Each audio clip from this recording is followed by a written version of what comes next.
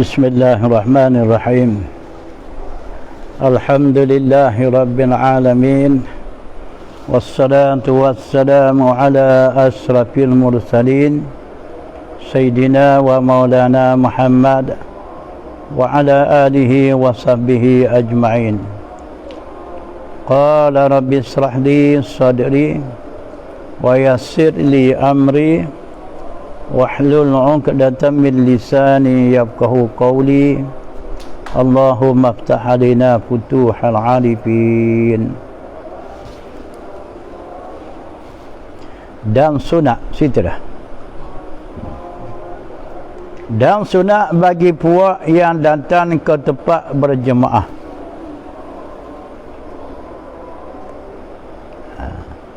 Padahal imam lepas daripada rakaat yang akhir. Kita baru datang, kumpulan je baru datang ni.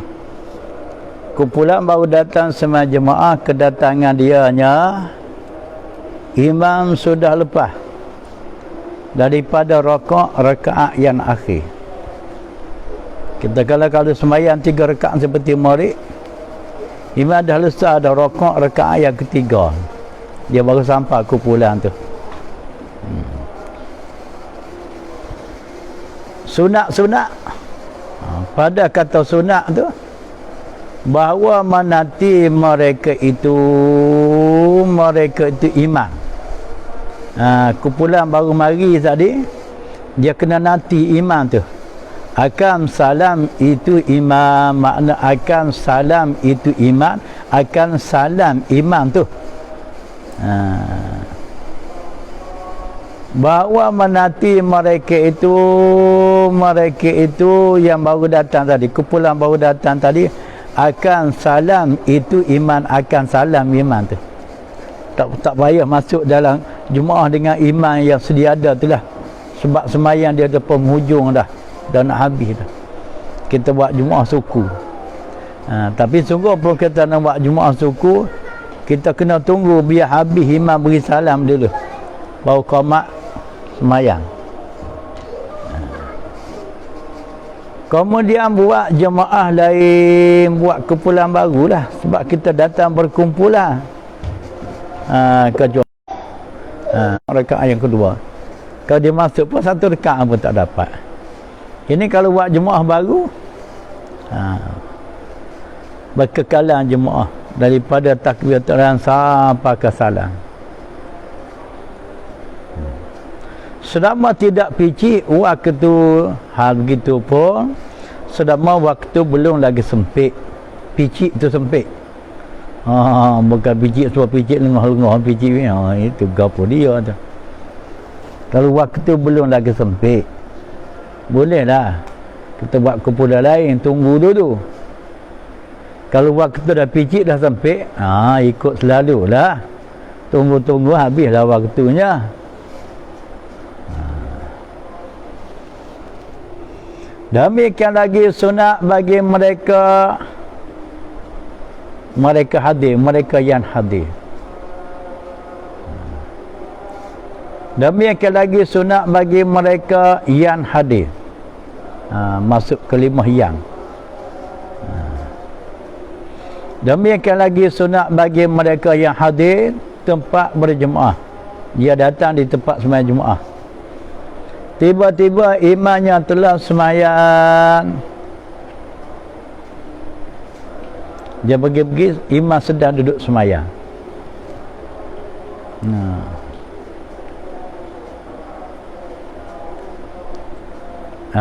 Tiba-tiba imamnya telah sembahyang, dengan tengah sembahyang bahawa menanti ia akan jemaah lain. Elok jugalah, sebab kita sampai tu orang dah sembahyang dah.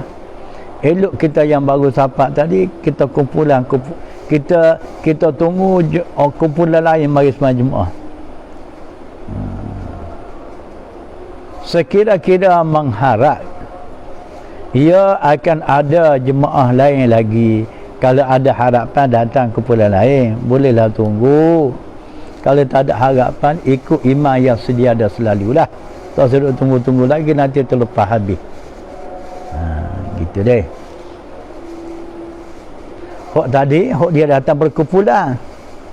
Hak ni dia datang seorang tapi dia ada harapan.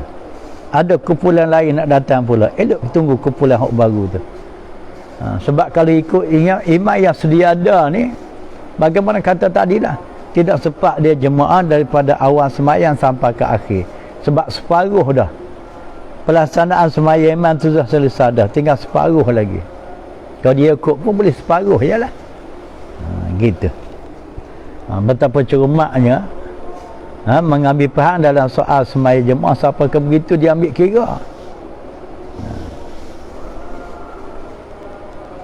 Tetapi berkata Ibn Hajar, makna Ibn Hajar ni Syekh Ibn Hajar Al-Haytami. Kalau bab fiqh, Syekh Ibn Hajar Al-Haytami. Al-Haytami.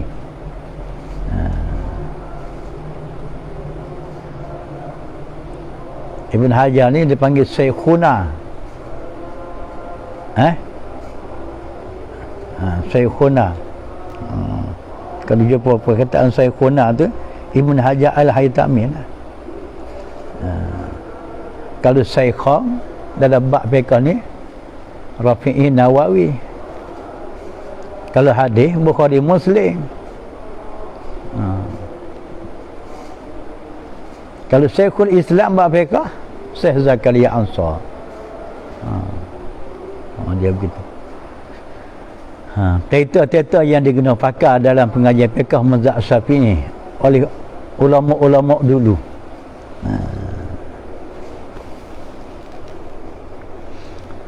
Tetapi berkata Ibn Hajar, Syekh Ibn Hajar Al-Haytami. Ibn Hajar Al-Haytami ni guru bagi Syekh Zainuddin Abdul Aziz Malibari, orang Malibar, India. Bahasa Malibar, India. Mazhab fiqh Syafi'i. Murid Ibn Hajar Al-Haytami, pengarang kitab Fathul Mu'in, kitab fiqh yang digunakan pakar di pusat-pusat pengajian pondok sampai ke hari ni. Ibn Hajar Al-Haytami ni tok guru dia lah. Ibn Hajar Al-Haytami ni murid bagi Syekhul Islam Syekh Zakaria Ansar. Syekh Zakaria Ansar pula murid Ibn Hajar Asqalan. Pengarang syarah Sahih Bukhari, ilmu secara bersanad oleh ulama-ulama dulu. Tidaklah sedar-sedar boleh jadi ustaz. Mengaji mana? Dengar-dengar orang ceramah gitu lah. Dia kena mengaji juga nak jadi ustaz pun. Jangan pandai bercakap, takut-takut ada tempat lain terkelah mana. Cakap kita tidak membetuli. Betul lah.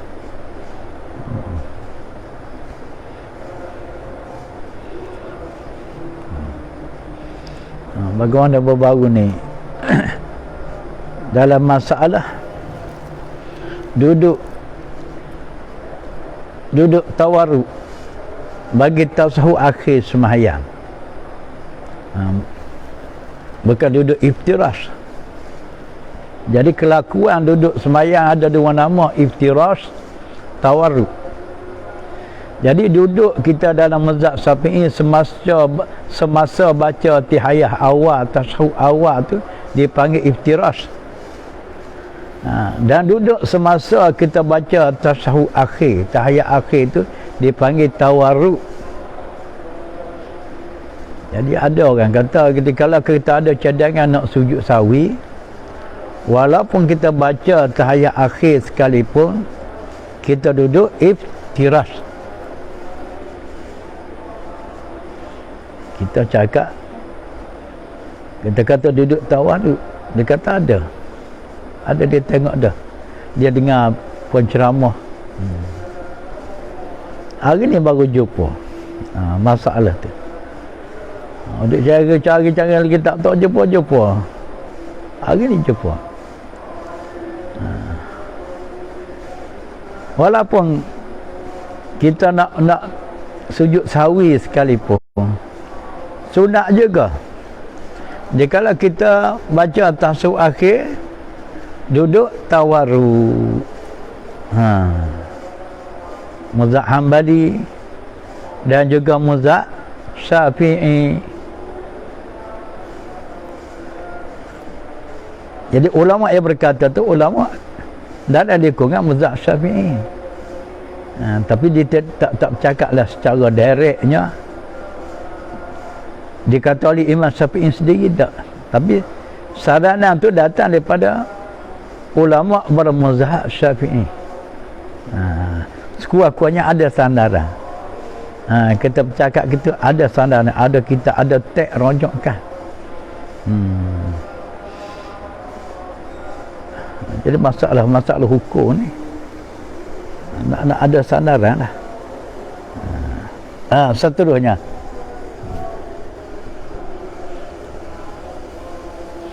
tetapi berkata Ibn Hajar, berkata Syekh Ibn Hajar, ini tepat sekira-kira tidak luput fadilah awal waktu. Kita nak tunggu kedatangan orang lain, kita nak buat jemaah, kita tak nak ikut lagi dengan imam sediada ni. Kata Syekh Ibn Hajar, sekiranya tidak terhilang, tidak terhilang fadilah awal waktu, atau waktu ikhtiar. Waktu semayang ni macam-macam. Waktu fadilah, waktu ikhtiar, waktu tahrim, macam-macam. Ada 5 waktu, ada sebahagian semayang ada 5 waktu. Tengok dalam bab dia sana lah. Maka jika luput ia, kalau boleh jadi terhilang fadilah awal waktu atau waktu ikhtiar, atas sebab duk tunggu kedatangan baru ni, maka aula tu utama berjemaah dengan yang pertama selalu dengan imam yang sedia dah, ikut imam sedia dah lah. Tak payah tunggu-tunggu lagi. Kalau tunggu-tunggu dah takut terhilang awal fadilah awal waktu ni. Fadilah awal waktu ni sikap sangat lah. Waktu ikhtiar ni panjang lagi. Maka jika keluar seorang daripada rumah, maka jika keluar seorang daripada rumah, dia keluar rumah, qasak berjemaah, dia niat nak pergi sembahyang Jumaat. Keluar rumah tu tujuan hendak pergi sembahyang berjemaah. Bukan keluar rumah nak pergi kedai mamak minum teh tadi. Tak. Dan datang ia ke masjid, dia pun pergilah ke tempat sembahyang Jumaat seorang masjid. Tiba-tiba ahli masjid itu sudah sembahyang, dah selesai, dah bersurai dah. Dah keluar tempat sembahyang masing-masing, pergi ke masjid pun keluar dah, terlepas sebab terlewat. Bagaimana mereka tersebut? Nescaya mereka yang keluar rumah nak pergi jemaah tadi, di surat baginya balasan berjemaah juga, dapat juga. Cuma tak dapat lah pahala Jumaat 27, tapi usaha pergi dia tu dapat ganjaran juga. Bukan kosong pergi tu, balik daripada bukan kosong, dia kira pergi jemaah tu, perjalanan pergi balik tu. Tuhan tidak mensia-siakan kebaikan hamba dia. Bagaimana dikatakan, paman ya'mal misqala dzarratin khairan ya. Walaupun sebesar zarah kebaikan yang dibuat, pasti dibalas.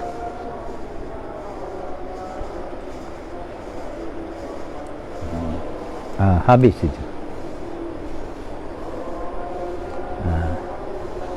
Dan dapat akan jemaah ni hak lain pula ni.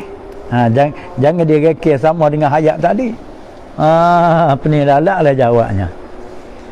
Kita kembali pada tajuk besar yang dah lepas amalan tadi. Dikata orang yang sembahyang Jumaat ni, perkara yang dia dapat bagi sembahyang 4 perkara. Dapat fadilah jemaah, dapat jemaah, dapat fadilah tahrum, dan dapat rakaat. Jadi hok dapat fadilah jemaah dah selesai dah habis dah. Ni baru nak mula pula masuk dapat jemaah. Orang yang pergi jemaah semaya jemaah macam mana dikira baginya dapat jemaah. Nak mula masuk ni tempat lain. Ini hok bahagian yang kedua daripada 4 bahagian.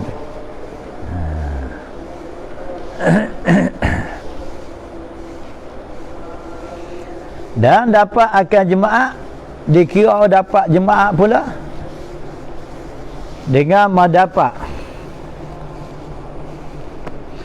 mendapat satu rakaat dengan imam. Orang yang dikira dapat semaya jemaah, orang pergi semaya jemaah dapat satu rakaat. Dapat satu rakaat dia jemaah. Orang tu dikira dapatlah Jumaat. Sebaliknya kalau orang tu pergi sembahyang Jumaat, dia pergi Jumaat lah,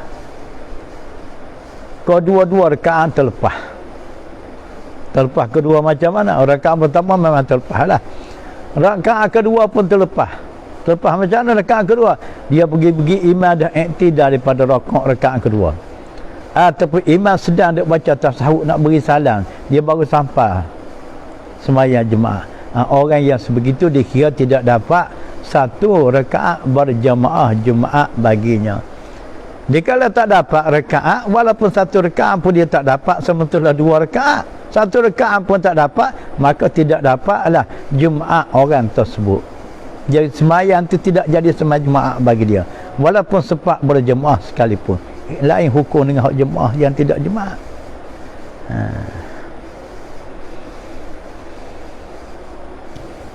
Dan dapat akan jemaah dengan mendapat satu rakaat dengan imam.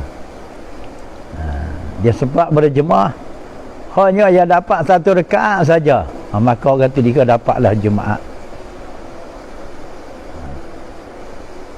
Dan manakala dapat jemaah, dia tambah satu rakaat lagi lah. Setelah imam beri salam, dia bangun buat satu rakaat lagi sudah. Sebab sembahyang dia ni jemaah dah ni. Itulah tak dengar khutbah. Khutbah dah soal lain. Tak apa dia tak dengar, apa orang lain dah dengar dah. Seperti mendapat ia akan imam seperti dia sempat berjemaah dengan imam di dalam rakaat yang kedua. Masa tu sempat dia berjemaah jemaah, maka orang tu dia dapat rakaat. Dia kalau dapat rakaat, dapatlah jemaah. Serta tetap dengan imam di dalamnya dalam rakaat. Dia sempat rakaat bersama dengan imam, yang imam rakaat kedua serta tetap rakaat, yakni ada tamakninah semasa dia rakaat bersama dengan imam. Kalau sempat dia rakaat dah dengan imam tapi tidak ada tetap, belum lagi ada tamakninah, sebaik saja dia tunggu sampai rakaat imam pun iktidal, itu terlepas, tak dapat rakaat. Ini ada tamakninah dan tetap sekejap. Imam rakaat, imam duk rakaat, dia pergi Allahu Akbar, dia pun rakaat dan begitu sekejap, imam pun sami Allah liman, dapat rakaat. Maka jawab orang yang tersebut dapat jemaahnya. Sebab apa? Sebab dia sempat rakaat bersama dengan imam rakaat yang kedua dengan ada tamakninah pada rakaatnya bersama imam.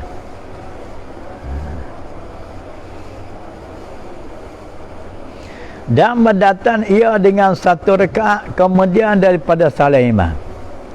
Satulah dia dapat jemaah. Sebaik saja imam beri salam, dia tambah satu rakaat lagi lah. Makna kata mendatang ia dengan satu salam tu kena buat bilangan rakaat. Jemaah dia tadi selepas imam beri salam, kemudian terselepas, kemudian pada salam imam, selepas imam beri salam baru buat satu rakaat lagi.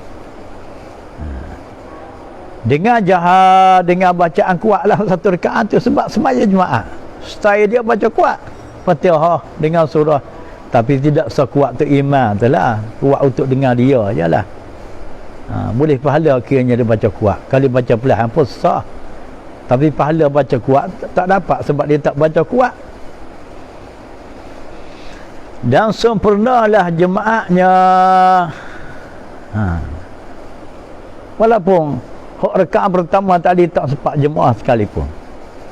Hanya yang sempat berjemaah dengan imam rakaat kedua. Sah jemaah. Jemaah dia sempurna. Tak timbul soal dengan ketubah, tak dengan ketubah lagi dah.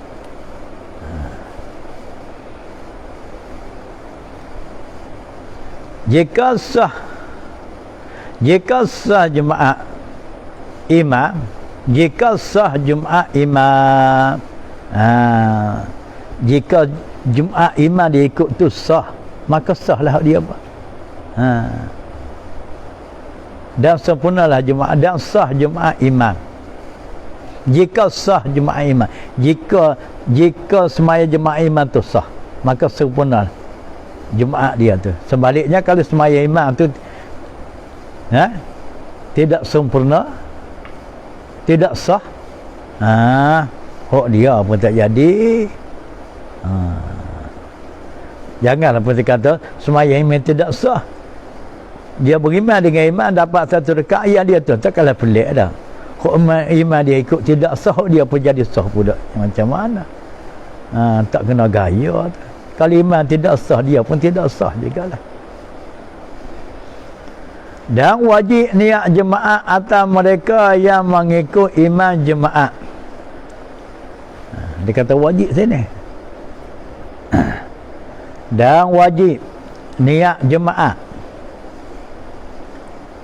Wajib niat jemaah semasa takbiratul ihram atas mereka yang mengikut imam jemaah, kemudian daripada rakaat yang kedua. Sebagai contoh, kita pergi jemaah terlewat, punya lewatnya kedatangan jemaah kita ni, imam sudah iktidal rakaat kedua, dah selesai rakaat kedua. Cuma imam belum lagi beri salam.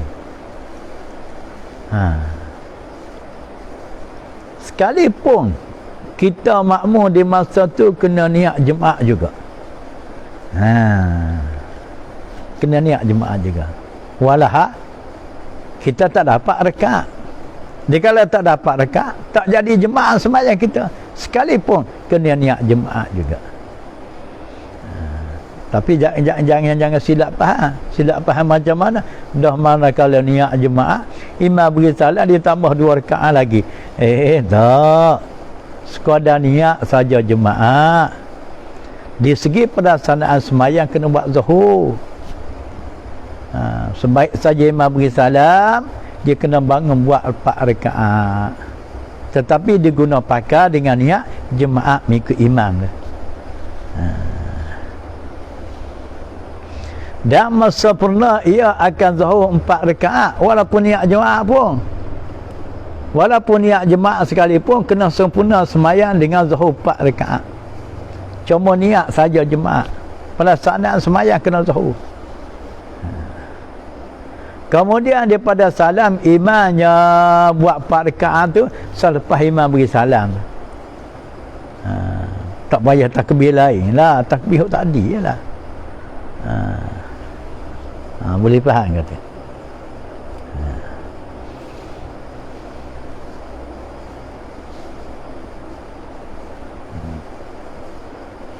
Kata Kil ada satu pendapat K, tapi pada ghaliknya ngaji fiqh ni kalau kata K itu pendapat tu lemah lah.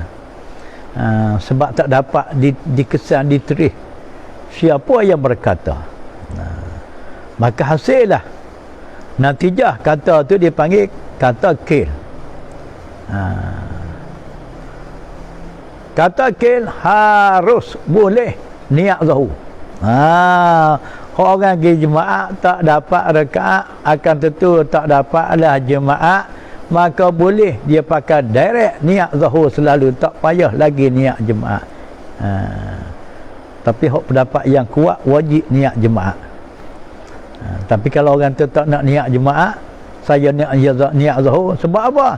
Sebab niat jemaah pun tak ke mana juga, kena sembahyang zuhur juga, pulang ke dia lah. Sebab ada pendapat ulama kata boleh. Boleh jadi khilaf. Habis itu. Ada dua dah. Daripada 4 perkara yang didapati oleh orang yang semaya jemaah. Pertama, dapat fadilah jemaah. Yang kedua, dapat jemaah. Yang ketiga, dan didapat fadilah taharum imam. Ketiga, orang semaya jemaah. Yang ketiga, perkara yang didapat ialah fadilah taharum imam, kelebihan takbiratul ihram bersama imam. Bagaimana dia berhadap pada awal kitab ni. Fadilah taharum ni suatu fadilah semaya jemaah, suatu fadilah yang asing daripada fadilah semaya jemaah, suatu fadilah yang besar jugalah selain daripada fadilah semaya jemaah yang 27. Yang sehingga Abdul Rahman bin Auf balik daripada perniagaan di Mesir, berniaga dari Mesir, dirasa olehnya suatu kehilangan besar dikala tidak dapat milik fadilah taharum ni. Fadilah taharum ni fadilah sempat takbiratul ihram bersama dengan imam. Bagaimana kitab-kitab mereka dia kata orang semaya jemaah selain pada fadilah semaya jemaah ialah fadilah dapat takbiratul ihram bersama dengan imam. Fadilah taharum tu. Tapi kena faham lah. Makna kata kelebihan sempat kita takbiratul ihram bersama imam bukanlah artinya imam takbiratul ihram belum lagi takbir imam kita pemula takbir kita makmum. Tak. Makna kata bersama tu kita mengiringi, mengikut. Dengan kita beri jalan ke imam dulu takbir biar selesai, baru kita makmum mula takbir. Itu maksud mengiringi. Makna kata bersama takbiratul ihram dengan imam. Tidak makna kata bersama tu imam tak habis lagi takbir kita pun mulalah takbir kita, lagu tu makmum tidak sah sembahyang. Tak sah tu. Dan dia dapat fadilah taharum imam dengan 2 perkara. Orang nak milik fadilah taharum ni, fadilah takbiratul ihram bersama dengan imam, dengan ada 2 perkara. Dikala ada 2 perkara, pasti dapat fadilah taharum yang berupa suatu fadilah bagi semua jemaah yang asing daripada fadilah jemaah yang 27. Dia mau ada 2 perkara.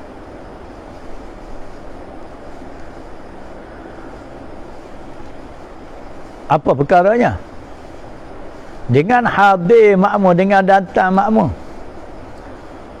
waktu takbiratul ihram imam. Dia buat gitu lah. Bahasa kita lama dia buat gitu lah. Boleh katakan perkara pertama dengan hadir makmum, dengan datang makmum, dengan ada makmum waktu takbiratul ihram imam. Kita mudah lagi bahasa. Semasa imam takbiratul ihram kita makmum sedia ada dah di belakang imam, sudah berada dalam sah. Itu satu. Itu baru ada satu syarat. Kalau macam ni tak cukup syarat. Imam takbiratul ihram dia ambil wuduk lagi, atau tengah-tengah jalan dia cari sah mana nak masuk. Imam dah takbir dah terlepas dah satu syarat, kelayakan pada dapat fadilah taharum. Sebab itulah kita semua jemaah ni kena tunggu imam.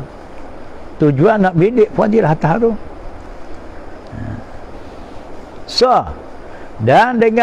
Dan dengan takbir makmum mengiringi takbir imamnya dengan tiada berlambatan, tak berlengah-lengah. Syarat kedua kelayakan dapat fadilah taharum dengan takbir makmum mengiringi takbir imamnya dengan tiada berlambatan. Maknanya sebaik saja selesai imam takbir, makmum pun mulalah takbir. Tu mana kalau ada 2 perkara ni, pada diri orang jadi makmum, secara automatik akan tentu dapatlah baginya fadilah tahrum yang asing, kelebihan daripada fadilah jemaah yang 27.